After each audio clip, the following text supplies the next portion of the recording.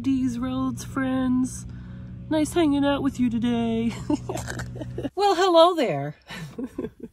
I'm Dee. I've been car camping or SUV camping in my Hyundai Santa Fe Sangria for the last 2.5 years on a part-time basis. I am not full-time. Full disclosure. Not really getting into too much right now. Where I want to be, or my final destination for the day, doesn't open till 10 o'clock in the morning. So it's not quite 10 o'clock in the morning. I got about an hour and a half before that opens. So I found a nearby park to hang out at. Let me show you where I'm at right now. So here's the back view. I don't have my back curtain up right now because there's, as you can see, there's like really nobody here.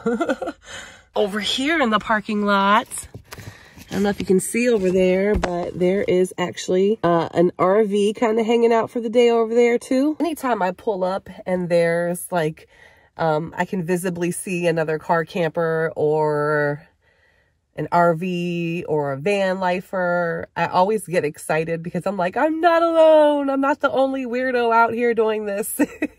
So I'm just kind of hanging out here, chilling out, not really doing much of anything until it's time for me to go over to my intended destination for the day. Where I'm going does not have any free camping. Actually, they don't have any camping at all. So I will be spending the night tonight at, you know me, I always have 3 locations. Walmart is actually the closest, and then there's a Cracker Barrel, and then there's a rest stop. So in that order, as far as closeness, the particular region that I'm at right now doesn't have a lot in the way of free car camping unless I want to stealth car camp on a street somewhere. When I get to my intended location, I'll get back with you guys. We have arrived. Isn't that beautiful? Beautiful view? I'll take you all around exploring here in a moment, but first things first, I'm going to see if the restrooms are open. No such luck. This will have to do. Let's see what condition this one's in. All right. Holy moly, you guys. Now, I am not like a bird expert, but that to me looks like a bird's nest. Perhaps Godzilla nest. What kind of nest is that?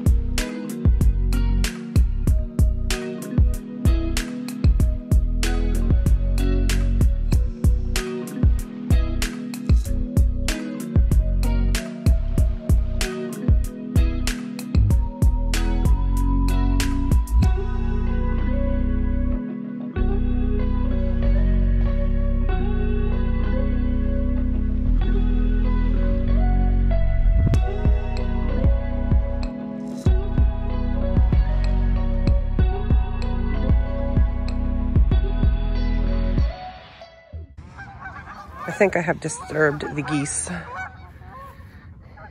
They were all over in the grass and now they're like, ah, here she comes. Get in the water, get in the water.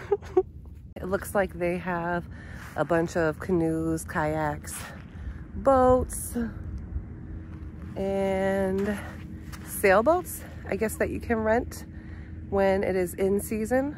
That's pretty cool. It looks like at some point not too long ago, the water was all the way up here. I don't know if y'all can tell, but you can see this kind of line of where the water must have pushed up. It brought in some trash with it, unfortunately. I really need to start bringing trash bags with me because it seems like almost everywhere I go, there's tons of trash, which is really unfortunate. That's a little weird. 3 pairs of shoes. That always makes me curious, like what happened? What happened that all of a sudden they just left their shoes, all 3 people? I don't know. Those are the creepy things to me. There she sits in her glorious beauty. Enjoying the bay breeze, listening to the seagulls. You know, whoever parked this thing, you know, I think they might need some parking lessons. Holy crap. Apparently, this lady here thought she was parked straight, but instead it looks like she's at some kind of car show. What's going on with this lady? Maybe she should fix that. So as I'm sitting here, I realize there are a few things I need to get done here. This right here, one of my brackets that I use to hold my fairy lights, that has actually broke. It looks like the cover came off that one. Luckily, I have a bunch more because not too long ago, I wanted to place the lights in a different way because the way I originally had them, they were kind of lower down like this. And my other curtains, these curtains right here, the lights were kind of like going behind those curtains. So I kind of changed or moved the lights up to a higher position. But this guy broke. I don't know how that happened. So I'm going to go ahead and just quick replace that. And I'm going to show you how easy that is to do. They come with stickies, right? This guy right here. And I'm just going to apply the little adhesive to the back of the clip, and then you press down firmly on it before you place it up because it's double-sided adhesive. I'm just going to remove the back side of the adhesive. Cooperate with me. See, this is what happens when I get to spend some time car camping. Kind of energizes me. Makes me happy. I'm going to place it up there. Boom, stick it on. The adhesive on this bad boy works really well. And then you just close it back in.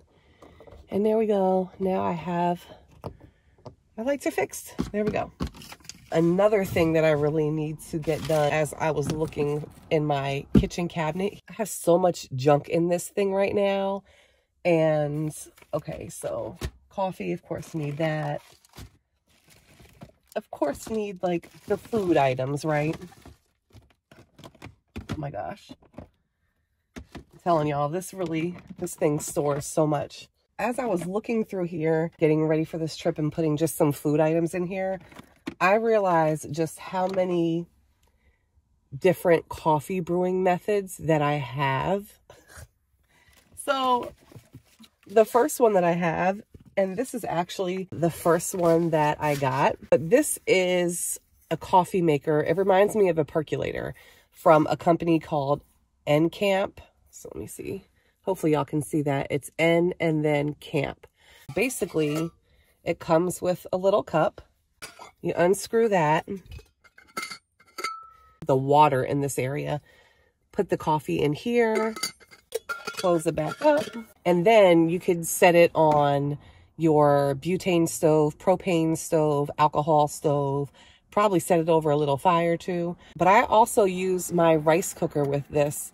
I took out the rice cooker like pot, and then I just set this right in there with the heating element, and that worked pretty well too. I love this. The only downside to this is it can kind of be a pain to clean, but it's pretty compact. I mean, it doesn't take up that much space. So I really like this one. It brews an amazing cup of coffee.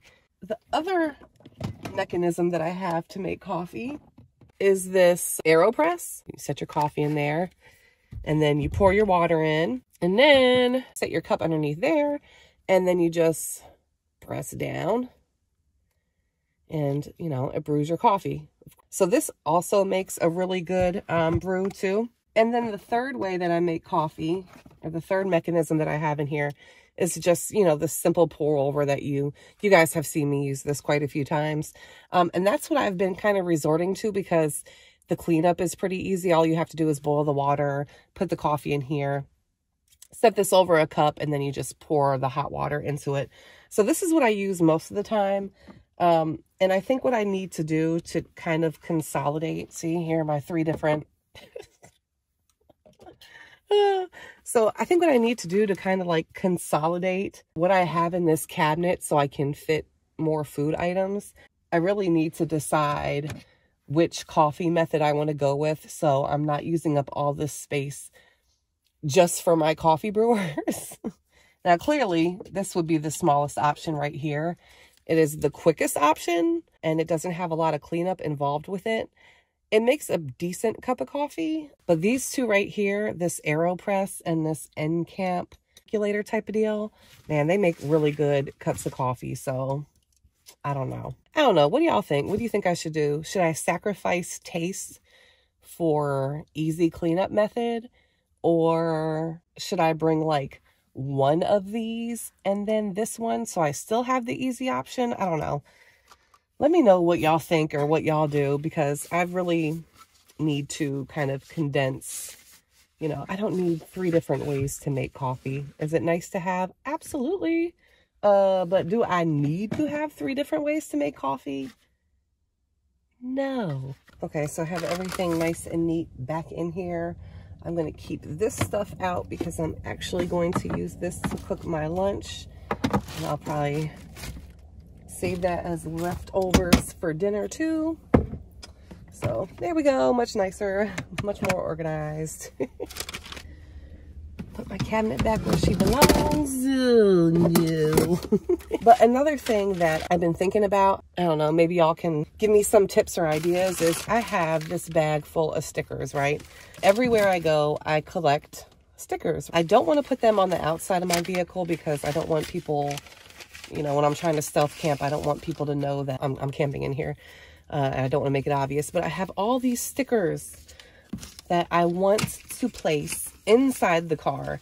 I don't want to put them on the car itself though, on the inside, because, you know, eventually when I get a different vehicle, and, you know, that time will come at some point, whether it's 5 months from now, 5 years, or 15 years from now, that time will come. And whenever I transition into another vehicle, I want to be able to still have those memories in my stickers. Like, for example, right now, I have a bunch of stickers on my kitchen cabinet. So you'll see, you know, all those stickers on there. And I have them on the side of the cabinet, in the front of the cabinet. But that is running out of real estate. So, I don't know. I need to find somewhere to put all these stickers that will transition with me whenever I do transition over to a different vehicle, whenever that time may come. So any ideas that you all have? And as you can see, I'm still rocking with my shelf here. I used this so I could have a 2-person setup when I went down to Georgia. I ended up not needing it. And then I also keep it so I can work sometimes in my car. That way I have a surface where I can put my laptop, my iPad, all that good stuff. As you saw in my other video when I talked about needing to kind of escape from the same mundane space that I'm in 24/7 kind of throughout the week, because I do work from home. So I've decided to keep the shelf in here for that purpose. And I've also grown to like it. So I know I said that, you know, I like to be able to exit from all areas. Just makes me feel safer. But I think I need to let go of that. You know, I still have 4 other doors that I can use if I need, you know, if an emergency comes up and I need to get out of the car. So I think I'm going to keep rocking with this shelf. What I do want to do is push it back further. I do have a hole right here in the shelf that I can use to put this straw in for water. So I need to just go ahead and break this down to a 1 gallon or maybe a 3 gallon where I could fit it underneath that space, and then push the shelf back further so I have more space. That's what's been going on over here.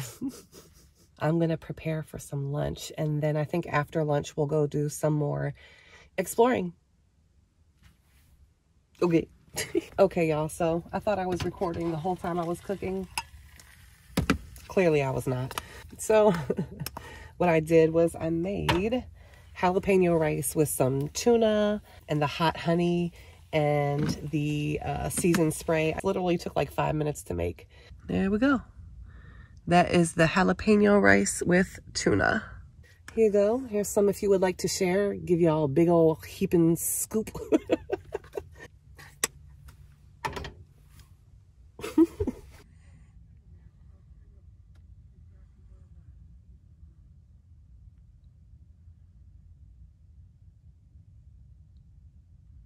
Okay, so I found another part of the park that is a little bit more secluded. So we have the beach vibe, and now we have the forest vibe. So there's a cool building over here. I'll go check that out. Check this out.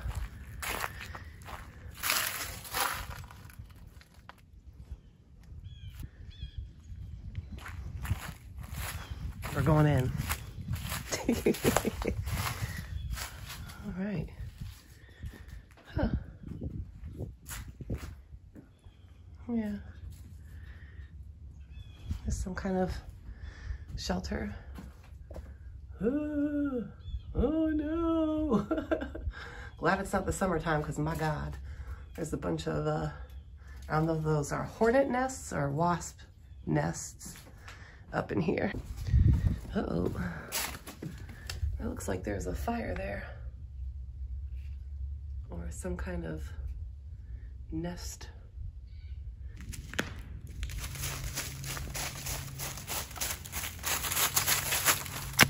I found a trail.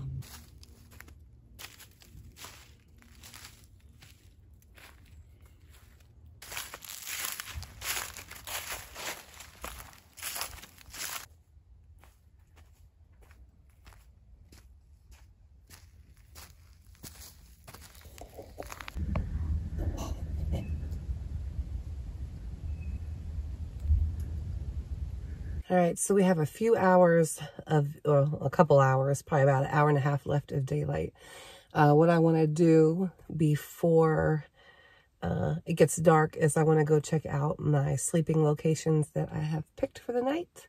When I get to where I'm going, I won't be doing much, but probably watching some YouTubes, probably doing some editing, and calling it a night. So I will leave it here. Thank you for watching. I hope you enjoyed, and I will see you next time. Hope all is well. Be well.